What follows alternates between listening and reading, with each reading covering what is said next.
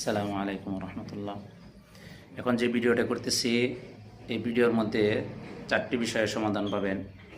একটি হলো জালেম ব্যক্তির প্রভাব যাদের উপর রয়েছে, এরকম অত্যাচারী ব্যক্তির প্রভাব থেকে আপনি হেফাজত পাবেন। আরেকটি হলো আপনি নির্দিষ্ট টাইমে ঘুম থেকে উঠতে পারেন না, তো ওই নির্দিষ্ট টাইমে ঘুম থেকে ওঠার জন্য একটি আমল বলা হবে। আরেকটি আমল হলো জিন্নাতের সমস্যা যদি কোনো ঘরের মধ্যে থাকে তাহলে জিন্নাতের সমস্যা দূর হয়ে যাবে। আরেকটি আমল হলো ঘরের মধ্যে যদি কোনো অবৈধ সম্পর্ক আলার কোনো লোক থাকে তাহলে তার অবৈধ সম্পর্ক ধ্বংস করা যাবে। এই 4টা আমল সূরা জিলজালের মাধ্যমে করবেন আপনি।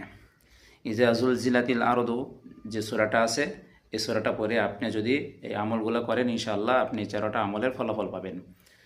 তো সূরা জিলজাল সম্পর্কে সকালে জানেন, কোরআন শরীফের মধ্যে ছোট একটি সূরা। আমি একবার তেলাওয়াত করি, আপনারা শুনেন।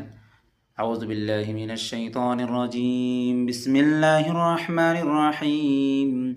ইযা যুলজিলাতিল আরদু জিলজালাহা ওয়া আখরাজাতিল আরদু আসকালাহা ওয়া ক্বালাল ইনসানু মা লাহা ইয়াওমাইযিন তুহাদ্দিসু আখবারাহা বিআন্না রাব্বাকা আওহা লাহা ইয়াওমাইযিন ইয়াসদুরুন নাসু আশতাতা লিইউরাউ আ'মালাহুম ফামান ইয়া'মাল মিসকালা যাররাতিন খায়রান ইয়ারাহ ওয়া মান ইয়া'মাল মিসকালা যাররাতিন শাররান ইয়ারাহ।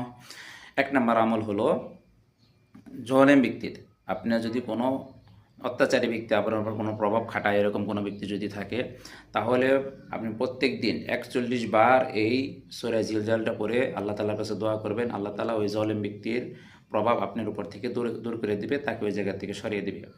2 নম্বর, আপনি অনেক সময় ঘুমানোর কারণে নির্দিষ্ট টাইমে অবসর সময় উঠতে পারেন না, ক্লাসের টাইমে উঠতে পারেন না। তো কোনো ব্যক্তি যদি সূরা জিলজাল 3 বার পাঠ করে যদি ঘুমায় তাহলে আল্লাহ তাআলা তাকে নির্দিষ্ট টাইমে তাকে ওঠার শক্তি দিবে এবং তার চোখের মধ্যে, শরীরের মধ্যে ঘুমের কোনো নেশা থাকবে না। 3 নম্বর আমল হলো কোনো ঘরের মধ্যে যদি জিন্নাতের কোনো প্রভাব থাকে তাহলে একটি সাদা কাগজের মধ্যে এই সূরা জিলজালটা আপনি লিখে নেবেন। লিখে নেওয়ার পরে যেই ঘরের যে জায়গার মধ্যে আপনার বেশি নজর পড়ে ওই ঘরের মধ্যে আপনি এই সূরা জিলজালটা টানিয়ে দিবেন, লাগিয়ে দিবেন।